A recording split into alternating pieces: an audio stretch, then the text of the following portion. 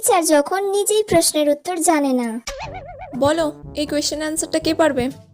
বলো এখানের মধ্যে কে পারবে? তুমি পারবে? আমি তো নিজেই পারবো না এই অ্যান্সারটা। তুমি পারবে? না। পারবে না কেন? পড়াশোনা করো না? কি করতে স্কুলে এসে বসে থাকো? এই তুমি বলো। দূর বাবা, কেউ তো একটা উত্তরও বলতে পারছে না, আর কতক্ষণ এইভাবে চালাবো? বেলটাও পড়ছে না যে ক্লাস থেকে বেরিয়ে যাব, ভালো লাগে না। বলো। এই তোমরা সবাই প্রাইভেট কার কাছে পড়তে যাও? ম্যাম আপনার কাছেই। ঠিক আছে, তুমি বাদ দিয়েও তো এতগুলো স্টুডেন্ট আছো, তার মধ্যে কেউ বলতে পারছো না? ম্যাম আপনিই বলে দিন। আমি কেন বলবো? আমি বললে তো তোমরা সবাই এমনিই জেনে যাবে। তাহলে তোমরা কি করো বাড়িতে? উফ, কি জ্বালায় পড়লাম রে বাবা, কেউ তো একটা বল। সব গাধা, আমিও গাধা, তার সাথে তোরাও গাধা। বলো। নিজে তো জানি না, যা বললো তাতেই হ্যাঁ বলে দিই। শুনলে কি বললো? আমি কেন তুমি কেন পারলে না?